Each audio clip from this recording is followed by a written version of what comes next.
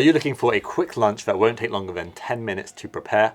Well, today I've got for you 3 tasty and satisfying recipes that you won't want to miss out on. Starting with a delicious Mediterranean-inspired smashed chickpea sandwich, then a warming bowl of creamy harissa tomato and white bean soup, and then finally miso caramelized leek tacos with a really quick pickled red onion. So if you're ready for lunch, let's get cooking. To start these sandwiches, we're going to simply crush the chickpeas into a rough paste. I started with a fork but quickly switched to a potato masher, which was considerably easier. You could also use a food processor, but then you have to wash it, so I think a potato masher is the best option here. Once they look something like this, they're ready to go. You don't want them too smooth as we're not trying to make hummus over here, and then we're going to add in some vegan mayonnaise. So now that winter is approaching us, and it was actually snowing in England yesterday, which is pretty crazy. So vegetables like tomatoes and peppers aren't really in season anymore, but you can get them jarred. So I've got some jarred roasted peppers here and some sun-dried tomatoes, which are really delicious and just adds a little bit of freshness to your winter meals. Also, if you need a recipe for vegan mayonnaise, I did a video a while back and I'll link it in the video description box for you to go and watch after this one. Now we'll just roughly chop the roasted peppers. These are really delicious and they've been roasted until charred, so they have a lovely smoky flavour and they're incredibly juicy. Same goes for the sun-dried tomatoes, we're just going to roughly chop them. These are also lovely and sweet and juicy, and they've also got a nice chew to them, and they're going to go great in this sandwich. Next I've got some lovely Kalamata olives, which have a nice firm texture, and also a nice fruity, sort of tangy, salty flavour, which is going to complement all the other flavours.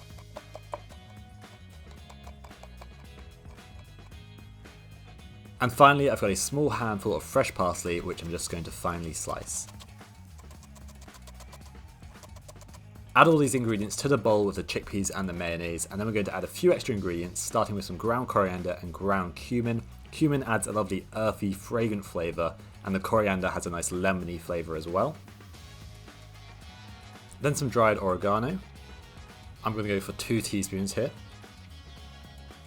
Last ingredient will be the juice of 1 lemon to really brighten up the sandwich filling. Now all you have to do is mix to combine and give it a taste, the best bit of cooking of course. If you didn't want to use mayonnaise in this, you could just use hummus, or if you left it out it would still be really delicious. As always, the full recipes will be in the description box of this video for you to go back to.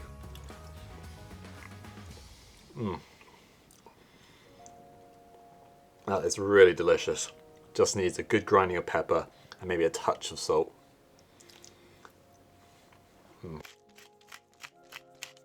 Once you've seasoned it and you're happy with the flavour, it's ready to be used in your sandwich. You can either use plain sliced bread, or I like to toast it first and brush it with some fresh garlic. If you have a sandwich toasting machine, this mix will work great in that as well. I've also tried making these sandwiches and then popping them in the air fryer, and this works really well and you get a really nice warm toasted chickpea sandwich. So all I've done here is cut the garlic in half and then you just brush it over your bread and you essentially get garlic bread without the effort. To follow on with the Mediterranean theme, I'm going to add some fresh basil leaves onto the toast. I'm also going to add some micro herbs for a nice bit of extra crunch and nutrients. Then just pile on a decent amount of the filling, followed by more herbs or salad and the second slice of toast, and that is ready to go. And there you have it, a quick smashed chickpea sandwich with some really tasty Mediterranean ingredients to jazz it up.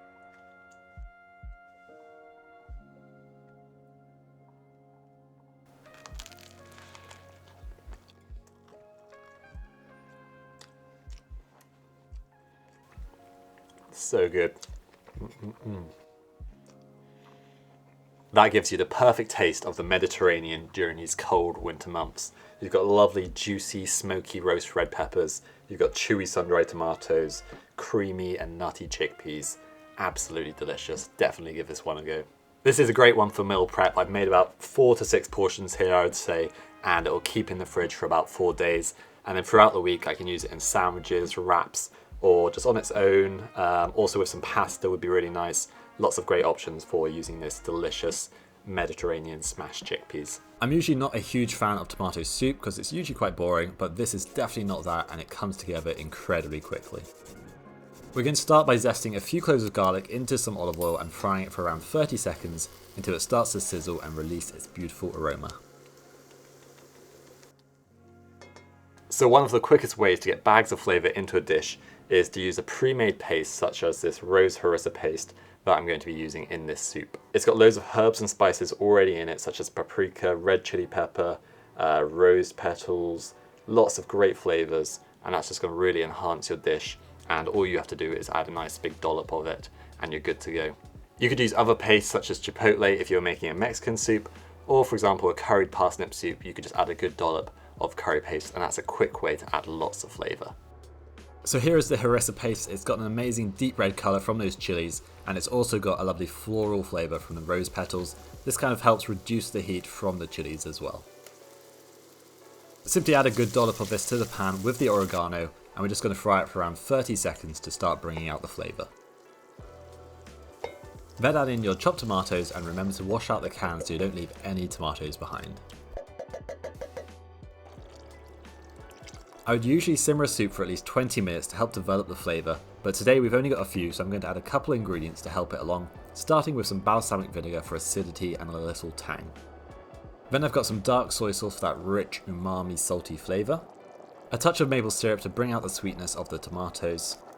Then I'm going to use some butter beans to thicken the soup and make it a bit more filling.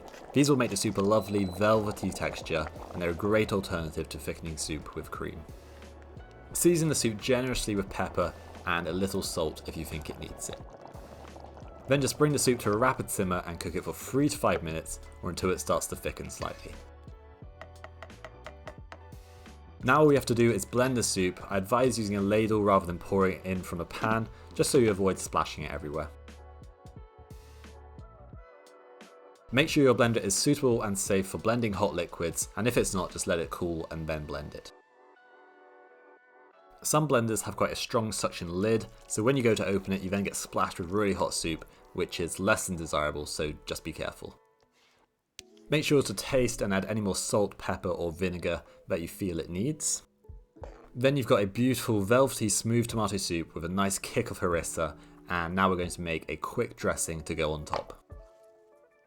These are just some leftover herbs I had in my fridge. I've got a little bit of basil and some parsley. Finally chop them and add to a small bowl. Then we're going to add a little bit of harissa paste, the juice of half a lemon, ideally without any seeds, and a good glug of extra virgin olive oil. Stir together with some salt and pepper, and that will add a nice fresh zingy touch to your tomato soup.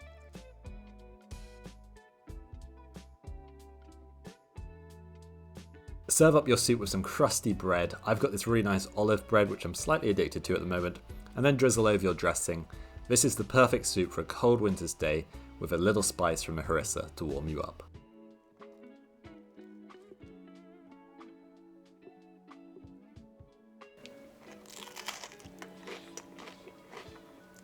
Oh. God, that's good. This is anything but a boring tomato soup. The harissa adds a lovely smoky, spicy flavour. It's also slightly fragrant from the rose petals in the harissa. You've got a nice tanginess from the balsamic vinegar, freshness from the herbs, and it's just beautifully smooth and velvety from the butter beans that we blended into it. Definitely give this soup a go and let me know what you think about it in the comments section down below once you've given it a try. This last recipe sounds more complicated than it really is, as it has a couple elements, but I promise you it's super quick. We'll start by making a quick pickled red onion. Personally, I really hate raw onion, so this is a nice quick way to get rid of that raw edge. Slice your onion as finely as you can get it, then pop them into a bowl with boiling water, sugar, a touch of salt, and some red wine vinegar. These ingredients are all going to help break down the onion so that it pickles extra quickly. Give them a stir and put them to the side while we prepare the rest of the dish. We're going to start by caramelizing some leeks, so simply remove any harder or more fibrous parts of the leek which can be used in a stew later on. We only want the lighter part of the leek so it cooks nice and quickly, and then we're just going to finely slice it. We'll then mix together a quick glaze or sauce, starting with a dollop of this umami miso paste. Then we've got some dark soy sauce, a little maple syrup, and some cider vinegar or rice wine vinegar depending on what you've got. Finally, a little bit of sesame oil for that lovely nutty toasted flavour. Add some hot water and whisk to combine. Now we can start frying. We're going to heat a pan over a medium heat with about a tablespoon of olive oil. To check it's hot, I'm just going to hover my hand over it, and if there's a good amount of heat coming off it, then we're good to go. Add in your leeks and fry until beautifully caramelized. You can speed up this process by adding a little bit of vegan butter and also keeping the heat nice and high so that you get good color on them and they cook really quickly. This should only take around 3 minutes if your pan is hot enough. We're then going to add in a can of green lentils which have been drained and rinsed. These will add a nice bit of bite to the texture and also a little bit of extra protein to the taco filling. Cook this for an extra minute just to combine it. Then pour in that beautiful flavoursome sauce and cook for another minute until slightly reduced and sticky. This is a really delicious taco filling that takes just a few minutes to prepare. The soft caramelised leeks go perfectly with the slightly chewy lentils and then a delicious salty glaze.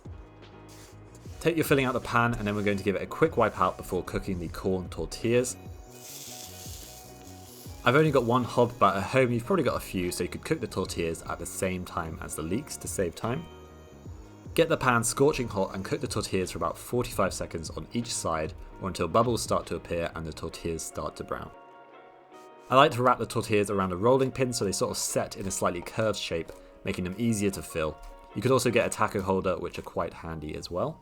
Last touch is just some crushed toasted hazelnuts or any nut that you've got. You could also use some toasted seeds, that would work well also.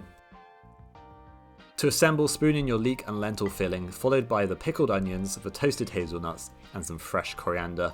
I also like to serve mine with a little wedge of fresh lime. This is a really fun lunch to do with kids or friends, as you can all fill your own tacos and you can make some different fillings, so you can do something like refried beans or guacamole, and you can all make your own little lunch.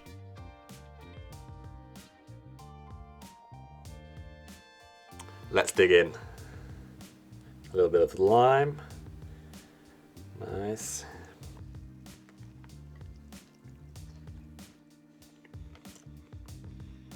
Super tasty. I'm gonna have to have a second one. The lentils and the leek have gone beautifully soft and caramelized, and they've got a really nice salty umami flavor from the miso. Then you get the sweet and sour flavor from the red onions, and finally a crunch from those hazelnuts. Just because it's in a taco doesn't mean it needs to have Mexican flavors and ingredients, as I've shown here. This is a really delicious combination and it works perfectly in these corn tortillas, so definitely give these a go and let me know what you think. So that's the end of the video. I hope you enjoyed it. Please do subscribe if you're new and check out this video for some more plant-based goodness.